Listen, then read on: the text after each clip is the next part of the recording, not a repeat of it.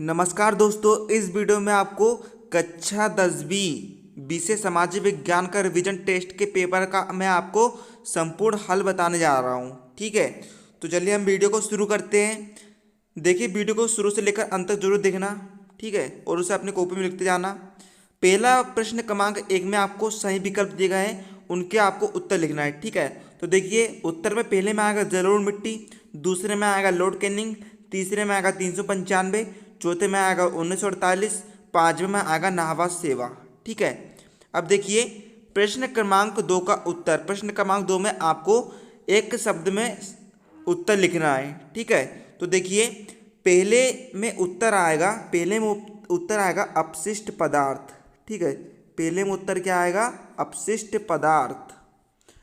फिर दूसरे में उत्तर आ जाएगा 8 दिसंबर 1951, तीसरे में उत्तर आ जाएगा 230, चौथे में आपको लिखना है बैरकपुर छावनी में 29 मार्च 1857 को मंगल पांडे नामक सैनिक ने चर्बी वाले कारतूस को भरने से इनकार कर दिया और उत्तेजित होकर अंग्रेज अधिकारियों की हत्या कर दी। फलस्वरूप उसे बंदी बनाकर 8 अप्रैल 1857 को फांसी दे दी गई। इस प्रकार चर्बी लगे कारतूस 1857 की क्रांति का तत्कालिक कारण बना। पांचवा में उत्तर आएगा 6 मूल अधिकार। ठीक है, प्रश्न 3 में आपको रिक्त स्थानों की पूर्ति करना है। ठीक है, तो देखिए पहला रिक्त स्थान में आएगा आपका महाराष्ट्र, दूसरे में आएगा इंटरनेट, तीसरे में आएगा वनों, चौथे में आएगा आपका बहादुर शाह जफर द्वितीय, पांचवें में आएगा 20। ठीक है, प्रश्न 4 में आपको सही जोड़ी का मिलान करना है। एक तरफ आ कॉलम है, दूसरी तरफ बा कॉलम है। ठीक है, तो देखिए पहले का उत्तर आएगा आर्थिक कल्याण, दूसरे का उत्तर आएगा असम, तीसरे का उत्तर आएगा रामकृष्ण मिशन। ठीक है, चौथा है रोजगार गारंटी योजना, इसका मिलान होगा 100 दिवस से। पांचवा है संविधान सभा के अस्थायी अध्यक्ष, इसका मिलान होगा डॉक्टर सच्चिदानंद सिन्हा से। ठीक है, अमर्त्य सेन का आर्थिक कल्याण से, चाय का असम से, स्वामी विवेकानंद का रामकृष्ण मिशन से, रोजगार गारंटी योजना संविधान का होगा 100 दिवस से, और संविधान सभा के अस्थायी अध्यक्ष का मिलान होगा डॉक्टर सच्चिदानंद सिन्हा से। ठीक है, ये हो गए आपके ऑब्जेक्टिव्स। अब हम बढ़ते हैं अगले क्वेश्चन की तरफ। तो देखिए प्रश्न 5 है, भूमजल पाने के क्या स्रोत है? क्या भूमजल पाने के क्या स्रोत है? मतलब कि आपको बताना है कि हम पानी को किस किस स्रोत चीज़ से प्राप्त कर सकते हैं। तो देखिए इसको उत्तर में आपको लिखना है, इसे कुओं व ट्यूबवेलों के द्वारा धरातल पर लाया जाता है तथा मानवीय उपयोग के अतिरिक्त कृषि, भूमि की सिंचाई, बागवानी, उद्योग आदि के लिए उपयोग किया जाता है। ठीक है, अब देखिए प्रश्न 6 पूछ रहा है, उन क्षेत्रों के नाम लिखिए जहां 1857 का स्वतंत्रता संग्राम व्यापक रूप से हुआ। यह फिर आपको परीक्षा में इस प्रकार से पूछ सकता है ये क्वेश्चन कि 1857 की क्रांति के प्रमुख केंद्र कौन कौन से थे। ठीक है, यहाँ पर आपको बताना है कि 1857 की क्रांति के जो केंद्र थे वे कौन कौन से थे। तो देखिए उत्तर में आपको लिख देना है, पहला बैरकपुर, दूसरा मेरठ, तीसरा दिल्ली, चौथा कानपुर, पांचवा झांसी, छठवां ग्वालियर। ठीक है, चाहे तो आप लिख सकते हैं लखनऊ लिख सकते हैं और आगे जगदीशपुर भी लिख सकते हैं और आगे आपको लगा देना है आदि।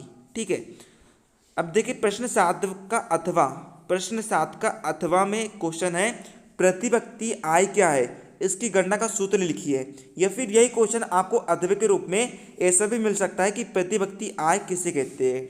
ठीक है, तो उत्तर में आपको सबसे पहले हेडिंग डालना है प्रति व्यक्ति आय। ठीक है, आगे लिखना है, एक देश की किसी वर्ष में विशेष वर्ष में औसतन ही प्रति व्यक्ति आय कहलाती है।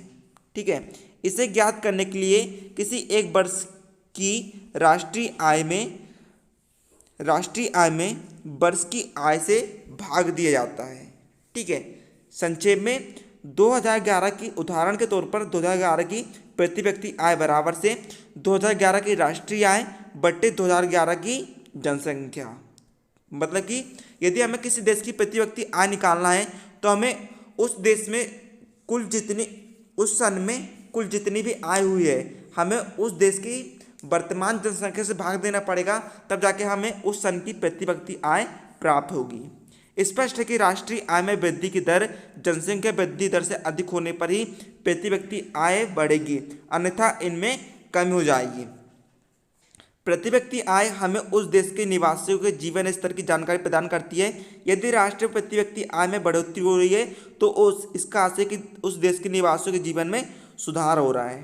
ठीक है, यदि राष्ट्र में प्रति व्यक्ति आय बढ़ रही है तो मतलब कि जो देश है वह विकासशील की तरफ है।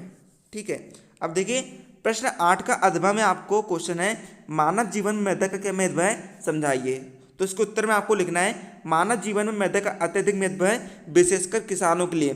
संपूर्ण मानव जीवन मैदा पर निर्भर करता है। संपूर्ण प्राणी जगत का भोजन प्रत्यक्ष या परोक्ष रूप से मैदा से प्राप्त होता है। हमारे वस्तुओं के निर्माण में प्रयुक्त कपास, रेशम, जूट व ऊन प्रत्यक्ष रूप से ये हमें मैदा से ही मिलते हैं। जैसे भेड़ मृदा पर उगी घास खाती है और हमें ऊन देती है। रेशम के कीड़े वनस्पति पर निर्भर है और वनस्पति मृदा पर उगती है। भारत में लाखों घर मिट्टी के बने हुए हैं। हमारा पशुपालन उद्योग, कृषि और वनोद्योग मृदा पर आधारित है। इस प्रकार मृदा हमारे जीवन का प्रमुख आधार है। बिल कोक्स ने मृदा के विषय में कहा है कि मानव सभ्यता का इतिहास मृदा का इतिहास है और प्रत्येक व्यक्ति की शिक्षा मृदा से ही प्रारंभ होती है। ठीक है ना, आप सभी की जो शिक्षा है वह मृदा से ही प्रारंभ हो रही है। प्रश्न 9 में आपको दिया है, लाल मिट्टी एवं लेटेराइट मिट्टी में अंतर लिखना है। ठीक है, तो उत्तर में आप डालेंगे लाल मिट्टी एवं लेटेराइट मिट्टी में अंतर।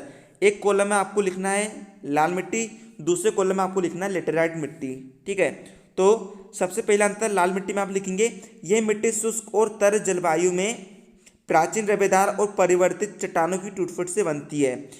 लेटेराइट मिट्टी में आपको अंतर लिखना है, पहला, इस मिट्टी का निर्माण ऐसे भागों में हुआ है जहां शुष्क व तर मौसम बारी बारी से होता है। यह लेटेराइट चट्टानों की टूट-फूट से बनती है।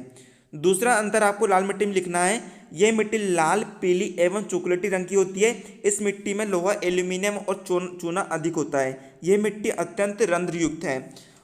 लेटेराइट मिट्टी में आपको लिखना है, यह मिट्टी चौरस उच्च भूमियों पर मिलती है। इसमें वनस्पति का अंश पर्याप्त होता है। गहरी लेटेराइट मिट्टी में लोहा, ऑक्साइड और पोटास की मात्रा अधिक होती है। तीसरा अंतर आपको लाल मिट्टी में लिखना है, यह मिट्टी उत्तर प्रदेश के बुंदेलखंड से लेकर दक्षिण के प्रायद्वीप तक जाती है। यह मध्य प्रदेश, झारखंड, पश्चिम बंगाल, मेघालय, नागालैंड, उत्तर प्रदेश, राजस्थान, तमिलनाडु तथा महाराष्ट्र में मिलती है। लेटेराइट मिट्टी में आपको अंतर लिखना है, ये तमिलनाडु के पहाड़ी भागों और निचले क्षेत्रों, कर्नाटक के कुर्ग जिले, केरल राज्य के चौड़े समुद्री तट, महाराष्ट्र के रत्नागिरी जिले, पश्चिम बंगाल के बेसाइट और ग्रेनाइट पहाड़ियों के बीच तथा उड़ीसा का पठार के ऊपरी भागों में मिलती है। चौथा आपको लाल मिट्टी में लिखना है, इस मिट्टी में बाजरे की फसल अच्छी पैदा होती है, किंतु गहरे लाल रंग की मिट्टी कपास, गेहूं, दालें और मोटे अनाज के लिए उपयुक्त है। ठीक है, लेटेराइट मिट्टी में आपको चौथा पॉइंट लिखना है, ये मिट्टी चावल, कपास, गेहूं, दाल, मोटे अनाज, सिनकोना, चाय, कहवा आदि फसलों के लिए उपयोगी है।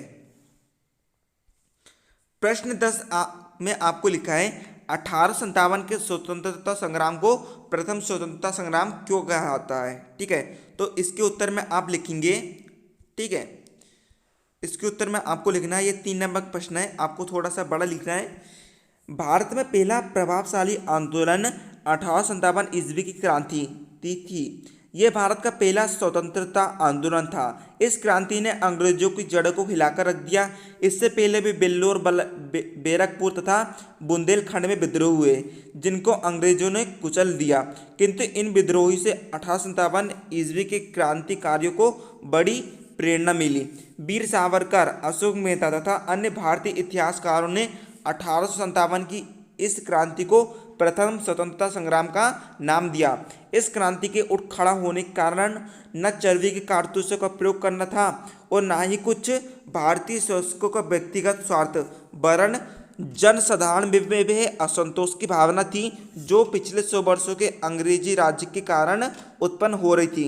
इन इतिहासकारों का विचार है कि विस्फोट की सामग्री काफ़ी समय पहले से इकट्ठा होती आ रही थी। इसे केवल एक चिंगारी की आवश्यकता थी जो चर्बी वाले कारतूसों से मिल गई। इसलिए 1857 की इस महान क्रांति को केवल सैनिक विद्रोह न कहकर पहला स्वतंत्रता संग्राम या राष्ट्रीय आंदोलन कहना उचित होगा। इस प्रकार आपका प्रश्न 10 का आंसर होता है। प्रश्न 11 आपसे कह रहा है स्वामित्व के आधार पर उद्योगों के कितने प्रकार होते हैं, अथवा यही क्वेश्चन आपको इसी प्रकार से भी पूछा जा सकता है कि स्वामित्व के आधार पर कोई 4 उद्योगों को समझाइए। ठीक है, तो इसके उत्तर में आपको लिखना है स्वामित्व के आधार पर उद्योग 4 प्रकार के होते हैं। पहला निजी उद्योग, इस प्रकार के उद्योग व्यक्तिगत स्वामित्व में होते हैं। दूसरा सरकारी उद्योग, वे उद्योग जो सरकार के स्वामित्व में होते हैं। तीसरा सहकारी उद्योग, जो सहकारी स्वामित्व में होते हैं। चौथा मिश्रित उद्योग, जो उपयुक्त में से किसी 2 या अधिक के स्वामित्व में होते हैं। प्रश्न 12 का अथवा में है भारतीय शासकों में असंतोष के क्या कारण थे, या फिर यही क्वेश्चन आपको ऐसा भी पूछ सकता है कि अंग्रेजी शासन से भारतीय शासकों में असंतोष के क्या कारण थे, या फिर तीसरे प्रकार से पूछा जा सकता है कि भारतीय शासकों में ब्रिटिश शासन से असंतोष के क्या कारण थे। तो इसके उत्तर में आपको लिखना है अंग्रेजों की राज्य विस्तार की नीति के कारण भारत के अनेक शासकों और जमींदारों में असंतोष व्याप्त हो गया था। लॉर्ड वेलेस्ली की सहायक संधि व्यवस्था और लॉर्ड डलहौजी की सड़ाप नीति के कारण अनेक राज्यों का अंग्रेजी साम्राज्य में जबरदस्ती विलय कर दिया गया। अंग्रेजों ने पंजाब, सिक्किम, सतारा, जैतपुर, संबलपुर, झांसी, नागपुर आदि राज्यों को अपने अधीन कर लिया था। सरकार ने अवध, तंजौर, कर्नाटक के नवाबों की राजकीय उपाधियां समाप्त कर दी, राजनीतिक अस्थिरता की स्थिति उत्पन्न कर दी। अंतिम मुगल सम्राटों के प्रति अंग्रेजों का व्यवहार अनादरपूर्ण होता चला गया। इन परिस्थितियों में शासन परिवारों में घबराहट फैल गई थी। अंग्रेजों ने जिन राज्यों पर कब्जा किया वहाँ के सैनिक, कारीगर तथा अन्य व्यवसाय में जुड़े लोग भी प्रभावित हुए। अंग्रेजों ने अनेक सरदारों और जमींदारों से उनकी जमीन छीन ली। इसके कारण भारतीय शासकों में असंतोष व्याप्त हो गया। ठीक है, इस प्रकार आपका प्रश्न 12 का उत्तर होता है, 12 अथवा का उत्तर होता है। अब प्रश्न 13 में आपसे पूछ रहा है, प्रश्न 13 में आपसे पूछ रहा है कि भारत का संविधान लिखित एवं विस्तृत क्यों है, वर्णन कीजिए। ठीक है, आपको बताना है कि भारत का संविधान लिखित और विस्तृत क्यों है। ठीक है, तो देखिए उत्तर में पहला पॉइंट लिखते हैं, हम लिखते हैं कि भारत का संविधान लिखित क्यों है, तो लिखित संविधान होने का हम कारण लिखते हैं। ठीक है, तो देखिए आपको लिखना है भारत का संविधान एक संविधान सभा ने एक निश्चित समय तथा योजना के अनुसार बनाया था, इसलिए यह निर्मित संविधान है। इसमें सरकार के संगठन के सिद्धांत, कार्यपालिका, विधायिका, न्यायपालिका आदि की रचना व कार्य, नागरिकों के साथ उनके संबंध, नागरिकों के अधिकार तथा कर्तव्य आदि के विषय में स्पष्ट रूप से लिख दिया गया है, इसलिए हमारा संविधान लिखित संविधान है। ठीक है, यह आपका आंसर होता है किसका, कि भारत संविधान लिखित क्यों है। ठीक है, अब हम जवाब देते हैं कि भारत का संविधान विस्तृत क्यों है, तो हम लिखेंगे विस्तृत या विशाल संविधान होने का कारण। ठीक है, तो आपको उत्तर में लिखना है भारत का संविधान विश्व का सबसे बड़ा संविधान है।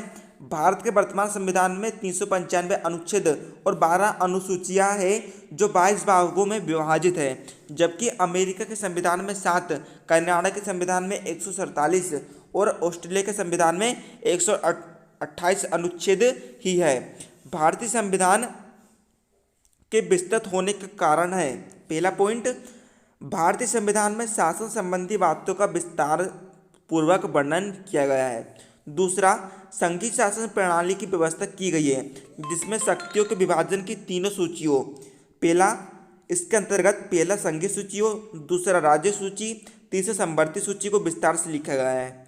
इसी का तीसरा पॉइंट, मौलिक अधिकारों तथा नीति निर्देशक सिद्धांतों को संविधान में शामिल करने से भी संविधान लंबा हो गया है। चौथा, अनुसूचित जनजातियों तथा अन्य पिछड़ी जातियों की सुरक्षा के लिए संविधान में व्यवस्था की गई है, ये विश्व के किसी अन्य संविधान में नहीं है। चौथा, पांचवा, नागरिकता, राष्ट्रभाषा, सार्वजनिक सेवाओं तथा न्याय व्यवस्था के बारे में विशेष उपबंध है।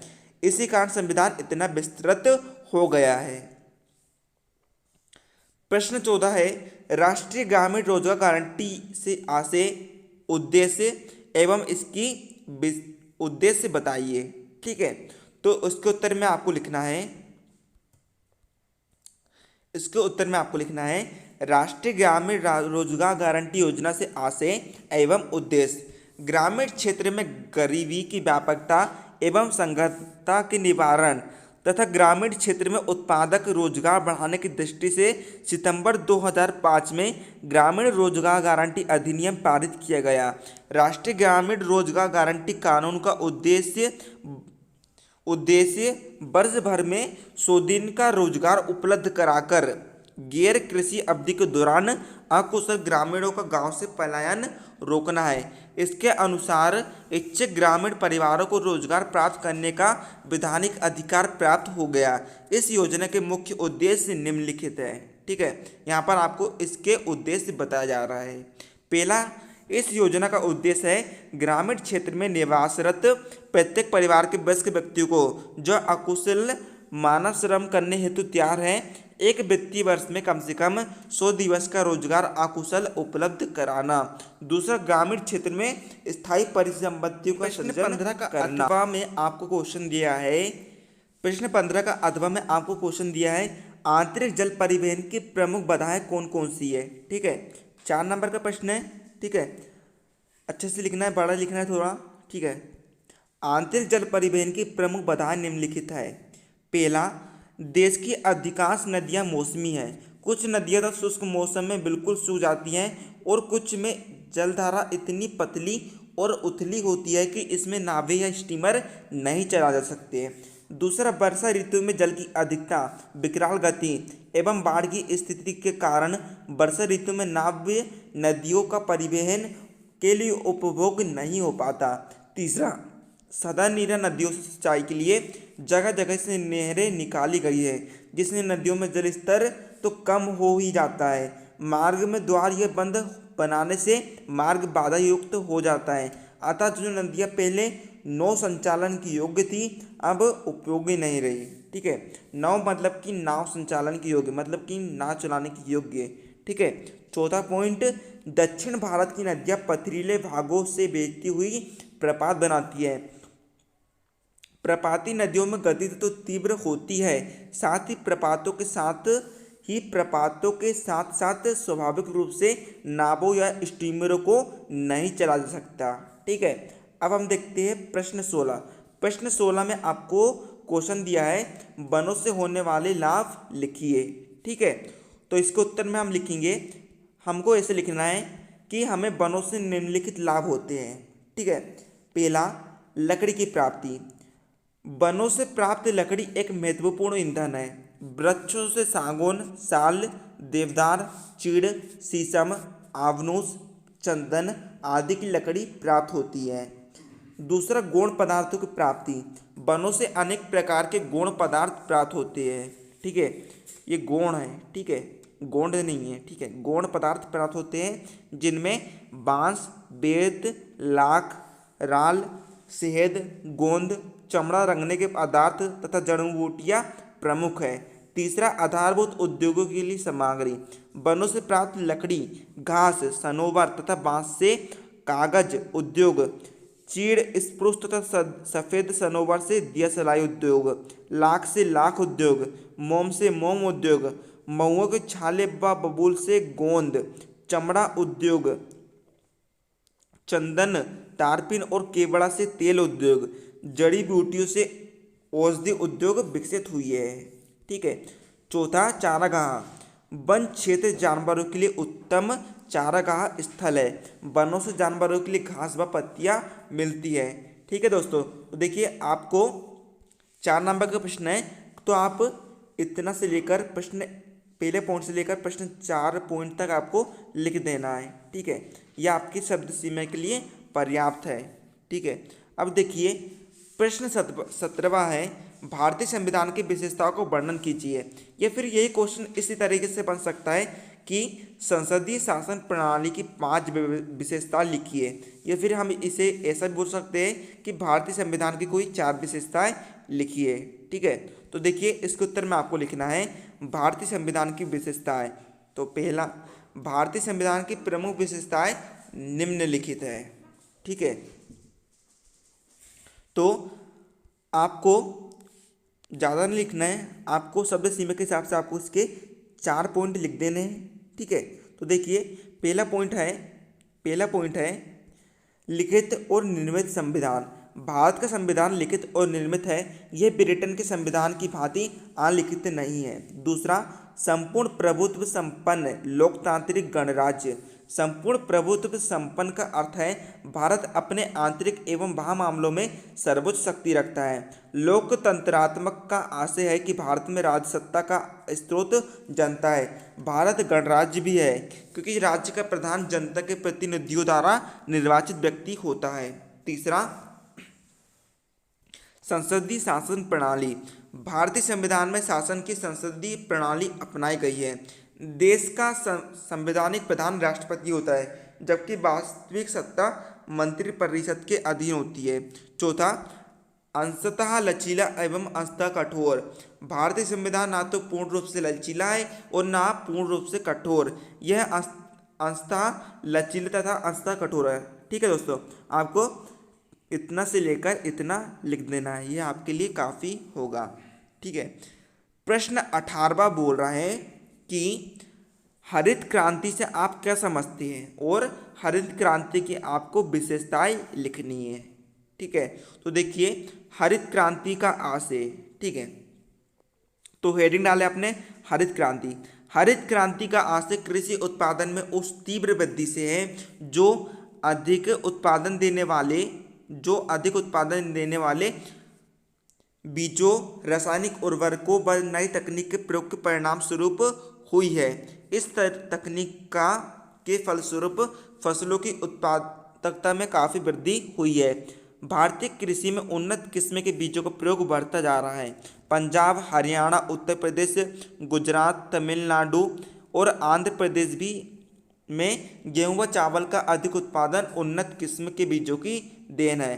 अब आपको इसकी विशेषता लिखनी है। ठीक है। तो आपको लिख देना है हरित क्रांति की प्रमुख विशेषताएं निम्नलिखित है। पहला, उन्नत बीजों तथा वैज्ञानिक यंत्रों का प्रयोग। दूसरा, रासायनिक खाद्यों व उर्वरकों का प्रयोग करना। तीसरा, अधिक कृषि उपज देने वाली फसलों को बोयाना। चौथा, पौध तथा भूरक्षण के लिए कीटनाशक दवाई का प्रयोग करना। पांचवा, कृषि संबंधी अनुसंधानों तथा शिक्षा की व्यवस्था करना। छठवां, सघन खेती के कार्यक्रम को अपनाना। आप चाहे तो और इसके पॉइंट लिख सकते हैं, फिलहाल आपके लिए इतना ही, आप इतना भी लिख सकते हैं। ठीक है।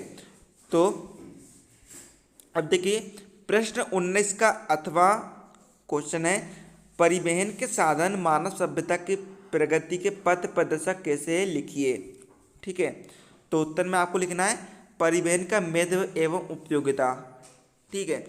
तो आपको यहाँ से लिखना है परिवहन के साधन मानव सभ्यता की प्रगति के पथ प्रदर्शक बन गए हैं, जैसा कि निम्नलिखित तथ्य से स्पष्ट है। आपको यहाँ से लिखना है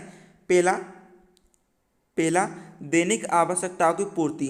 परिवहन के साधन जैसे सड़कें, रेलें, जलमार्ग, वायु मार्ग, मंडी के लिए कृषि उपजे, उद्योगों के लिए कच्चा माल, उपभोक्ताओं के लिए तैयार माल तथा व्यापारियों के लिए दूरस्थ माल आदि को सुलभ कराते हैं। हमारी छोटी दैनिक आवश्यकता की पूर्ति इन्हीं साधनों से संभव होती है। दूसरा पॉइंट आपको लिखना है राष्ट्रीय अर्थव्यवस्था को सुदृढ़ आधार प्रदान करना। परिवहन के साधन भारतीय राष्ट्रीय अर्थव्यवस्था को सुदृढ़ आधार प्रदान करते हुए सद्भाव एवं भाईचारे के जागृत कर देश को एकता के सूत्र में बांधने का कार्य करते हैं। तीसरा, वैचारिक व भौगोलिक दूरियों को सीमित करना। भारत के विस्तृत विस्तार, आर्थिक, सांस्कृतिक तथा सामाजिक बहुलता एवं विविधता, भाषाई, सांस्कृतिक तथा वैचारिक एवं भौगोलिक दूरी से राष्ट्रीय एकता को खंडित होने का खतरा लगातार बना रहता है। परिवहन के साधन वैचारिक व भौगोलिक दूरियों को सीमित करके राष्ट्रीय एकता को विकसित करने में महत्वपूर्ण भूमिका निभाते हैं। चौथा, राष्ट्रीय प्रगति के सूचक। परिवहन के साधन राष्ट्रीय प्रगति व समृद्धि के सूचक है। इनसे ही माल व यात्री ढुलाई नियमित, विश्वसनीय व तीव्रगामी होती है। ठीक है। तो देखिए दोस्तों, आपके लिए फिलहाल 4 नंबर के लिए इतना ही काफ़ी है। ठीक है। इतना आपको लिख लेना है। ठीक है। यहाँ से लेकर आपको इतना लिख लेना है। अब देखिए हम देखते हैं प्रश्न 20वां क्वेश्चन। ठीक है। प्रश्न 20वां आपका लास्ट क्वेश्चन है कि 1857 के स्वतंत्रता संग्राम की असफलता के कारण बताइए। अथवा ये क्वेश्चन इस प्रकार से बन सकता है कि 1857 की क्रांति के असफलता के 2 कारण बताइए, अथवा 1857 के संग्राम की असफलता कोई 3 कारण लिखिए। ठीक है, तो हम उत्तर में लिखेंगे 1857 के संग्राम की असफलता के प्रमुख कारण निम्नलिखित थे। पहला, 1857 की क्रांति निर्धारित तिथि से पूर्व प्रारंभ कर दी गई थी, जिससे वह असफल हो गई। मेल्सन के अनुसार यदि यह क्रांति निश्चित समय पर प्रारंभ होती तो इसे सफलता अवश्य मिलती। दूसरा, 1857 की क्रांति की असफलता का अन्य कारण योग्य नेतृत्व का अभाव था। विद्रोही नेताओं में सैनिक कुशलता तथा संगठित होकर कार्य करने तथा क्रांति संचालन क्षमता का अभाव था। तीसरा, 1857 की क्रांति के समय अधिकांश नरेशों ने क्रांतिकारियों को सांत्वना देकर अंग्रेजों का ही साथ दिया। सर जॉन के मत में यदि समस्त भारतवासी पूर्ण उत्साह से अंग्रेजों के विरुद्ध संगठित हो जाते तो अंग्रेज पूर्णतः नष्ट हो जाते। चौथा असफलता का कारण था कि क्रांतिकारियों में वीरता तथा साहस की भावना का अभाव नहीं था, परंतु उनकी सैनिक शक्ति अत्यधिक निर्बल थी। पांचवा, अंग्रेज अधिकारियों क्रांतिकारियों का दमन आधुनिक हथियारों से करते थे, परंतु क्रांतिकारियों के पास उनका सामना करने के लिए आधुनिक हथियारों का अभाव था। तो दोस्तों, यहीं पर आपको जो प्रश्न पेपर रिवीजन टेस्ट पेपर है उसके हल समाप्त होते हैं। अगले वीडियो में हम इसके आपको लिखे वाले क्वेश्चन के आंसर भी आपको प्रोवाइड कराएंगे। ठीक है, तो वीडियो को यदि आपको थोड़ा सा पसंद आता तो हमारे वीडियो को अभी कभी लाइक कर देना। मिलते हैं अगले वीडियो में, तब तक के लिए जय हिंद।